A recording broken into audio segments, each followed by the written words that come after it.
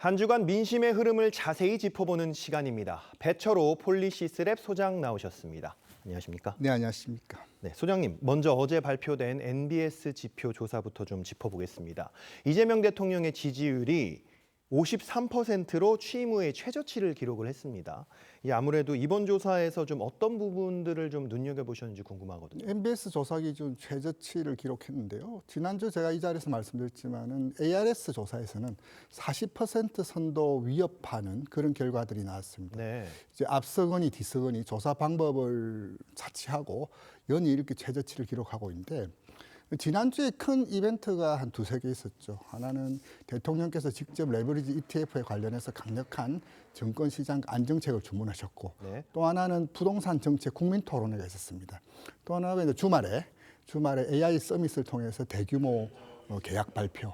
이런 상승 에너지가 연이어 발표했음에도 불구하고 지지율이 꺾였다. 그렇다면 누르는 힘이 더 강했다는 건데요. 그럼 무엇이 눌렀나? 첫 번째는 이제 주초에 연이어 정권시장 주식시장에서 스킵 브레이크가 발동되었고 또 하나는 이제 정점을 향해 가는 보안 수사권 폐지 논쟁. 그리고 조정식 국회의장의 발언도 지지율을 발목 잡는 요인이다. 그렇다면 이 흐름이 어디까지 갈 것이냐? 이것이 궁금할 수밖에 없는데 하나는 이제 민주당 전대가 끝나봐야 알 문제고 또 하나는 미국 이란 전쟁이 종식이 되어야지 큰 틀에서의 추세 전환 있지 않을까 그렇게 좀 전망합니다. 네. 자, 대통령과 총리 주재로 두 차례의 이 부동산 토론이 있었습니다. 저희가 이번 주 부동산 결과가 좀 궁금하다. 저번 주에 이 자리에서 그런 얘기를 했던 걸로 기억을 하는데 이번 조사에서 보니까 부동산 정책에 대한 부정평가가 56%로 나타났거든요. 이 현 정부의 부동산 정책에 대한 민심 어떻게 좀 보고 계십니까? 지난주에 이제 대통령께서 직접 나셔서 이제 부동산 정책 토론을 통해서 좀 얼어붙고 있는 쌀쌀한 그 부동산 민심 좀 돌리려고 했지만 네. 이번 주 발표된 여론조사를 보자면 여론조사만을 놓고 보자면은 크게 돌리는 데는 좀 실패한 거 아니냐. 이게 좀 단언할 수는 없지만은 좀 그렇게 좀 짐작할 수 있고요. 또 하나가 세부 정책으로 보자면은 전체적인 총평도 그렇지만은 주담대라든지 전세 대출, 금리 문제, 여러 가지 부동산 시장을 둘러싸고 있는 하위 개념의 어떤 그런 문제들에 대해서도 부정적인 여론이 더 강합니다. 즉 이 말인즉슨 뭐냐면은 보유세 강화라든지 규제 일변도보다는 좀 공급책이라든지 좀 숨통을 좀 틔워달라 이런 주문들이 좀 높게 나타나고 있고 특히 이제 수도권 30대 특히 30대 같은 경우는 부동산 시장에 처음 진입하는 세대들이거든요. 네. 그런 요구가 높은데 이분들의 요구, 이 기대를 어떻게 수렴할 것이냐. 이 수렴하지 않으면 부동산 시장이 계속 평가는 낮을 수밖에 없고 그 낮은 평가는 국정평가로 이어질 수밖에 없는 그런 상황에서 이들의 요구를 어떻게 읽을 것인지 정책 담당자들은 좀 고심해야 될 대목 아니냐 그렇게 좀 보여집니다. 네, 말씀 주신 대로 이 규제를 완화해달라 이런 어떤 의지가 이번 여론조사에도 좀 나온 것 같아요. 특히 주택담보대출에 대한 규제 지금보다 좀 완화해달라, 완화해야 한다는 의견이 55%로 집계가 됐습니다.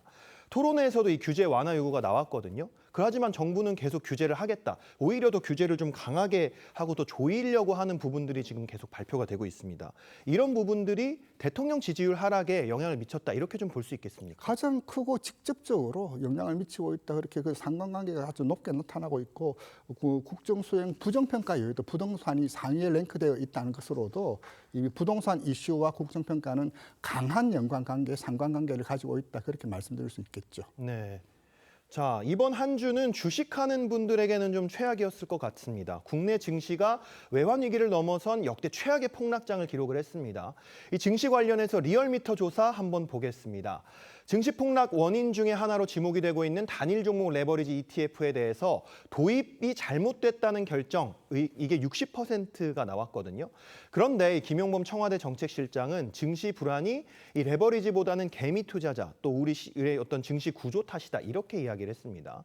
이렇게 민심과 좀 동떨어진 참모들의 발언, 정권 지지율에 분명 악영향을 미칠 것 같은데 좀 어떻게 보십니까? 정책도 문제지만 그 정책을 집행하는 집행자들의 발언, 메시지는 사실 뭐 본말을 전도시킬 정도로 큰 영향을 미칠 수밖에 없거든요. 네. 지난 문재인 정부 때 부동산 시장 실패를 가장 상징적으로 이야기한 것이 김현미 장관의 아파트가 빵이라면 물론 그게 뭐 비견할 정도는 아니지만은 네. 뭐 정시 하락 폭락이 레버리지 ETF 뿐만은 아니지만은 레버리지 ETF가 많은 영향을 미치고 있다는 것은 뭐 유승민이나 그 윤희숙 의원들처럼 이렇게 정치권에서도 지적하고 있고 외신에서도 지적하고 있는 이슈거든요. 네. 그렇다면 이 문제를 어떻게 풀 것인가에 대해서 좀 구조적인 대안을 내야 되는데 개미 투자자들의 공격적인 성향 탓이다.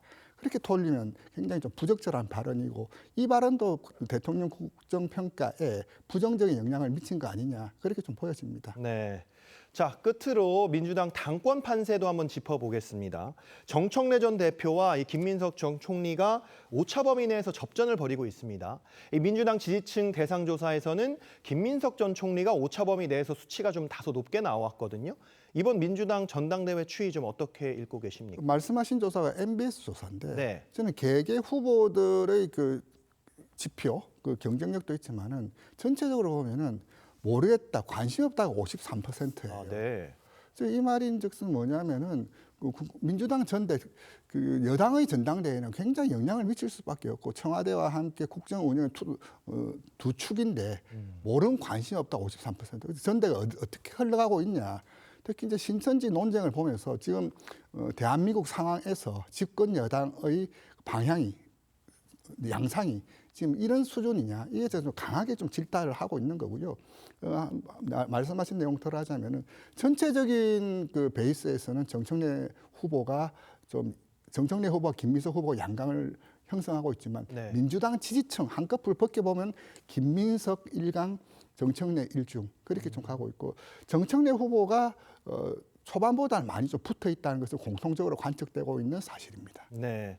자, 일반 국민 여론조사가 30%, 이제 권리당원 투표 70%를 합산하는 만큼 이 권리당원 투표가 아마 이 핵심 승부처가 되겠죠, 아무래도. 그렇죠. 지금 이제 벌써 일부 지역에서는 충청 지역에서는 이미 권리 행사를 하고 있고 네. 투표하면 이제 자기 그 의사가 좀 들어가 있는데 그리고 당원들 특히 이제 호남이 가장 큰 승부처가 될 수밖에 없고 모든 후보들이 호남에 공을 들이고 있는 것도 권리 당원이 가장 많기 때문이죠. 네. 네, 알겠습니다. 오늘 소장님 말씀 여기까지 듣겠습니다. 감사합니다.